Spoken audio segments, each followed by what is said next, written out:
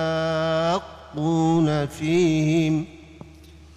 أعوذ بالله من الشيطان الرجيم.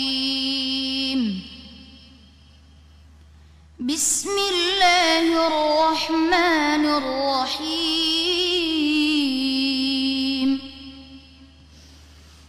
ثم يوم القيامة يخزيهم ويقول أين شركائي الذين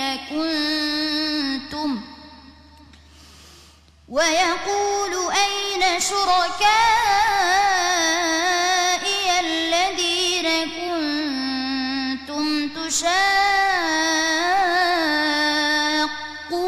فيهم. قال الذين أوتوا العلم إن الخزي اليوم والسوء على الكافرين الذين تتوفاهم الملائكة ظالمي أنفسهم فألقوا السلم ما كنا نعمل من سوء بلى إن الله عليم بما كنتم تعملون. فادخلوا أبواب جهنم خالدين فيها فلبئس مثوى المتكبرين. وقيل للذين اتقوا ماذا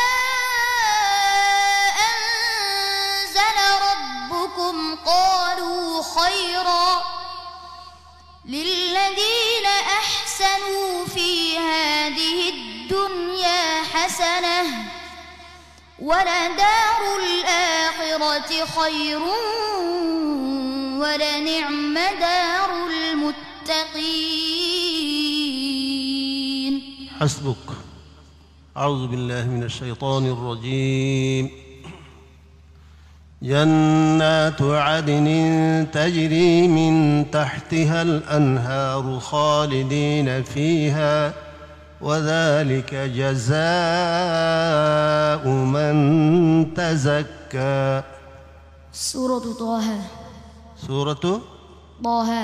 ما شاء الله، حياك الله، بارك الله فيك. صدق الله العظيم. ما شاء الله।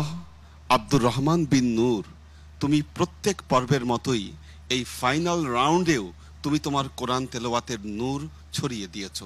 আমরা সবাই মুগ্ধ, নিশ্চয়ই দর্শক আপনারাও মুগ্ধ হয়েছেন। চলুন দেখে আসি আমাদের বিচারকরা মুগ্ধ হয়েছেন কিনা। উস্তাদুল হুফাজ শেখ আব্দুল হক হাফিজাহুল্লাহ। জি আলহামদুলিল্লাহ। আব্দুর রহমান বিন নূর নামের শেষে নূর শব্দটি আছে, মনে হয় তার পিতার নাম সাথে সম্পৃক্ত। আলহামদুলিল্লাহ, তার তেলাওয়াতের মধ্যে নূর চমকাইতে থাকে।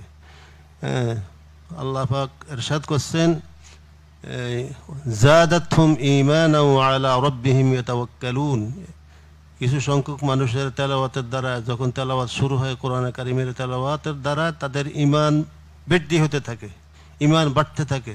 সেই তেলাওয়াতের আসর এরকম হয় যে যারা আল্লাহ যাদেরকে তৌফিক দিয়েছেন তাদের তেলাওয়াতের দ্বারা মুমিনের ঈমান বাড়তে থাকে। তো আল্লাহ তাআলা আব্দুর রহমান বিন নূরকে আল্লাহ তাআলা কোরআনে কারিমের আমেলে কোরআন হিসাবে, আলেমে হক্কান হিসাবে আল্লাহ তাআলা কবুল মঞ্জুর করেন, আমিন। আব্দুর রহমান বিন নূর, আল্লাহ তোমাকে অসাধারণ প্রতিভা দান করেছেন। তুমি এই প্রতিভাকে কাজে লাগিয়ে উত্তর সামনে এগিয়ে যাও। তোমার জন্য এই শুভকামনা রইল।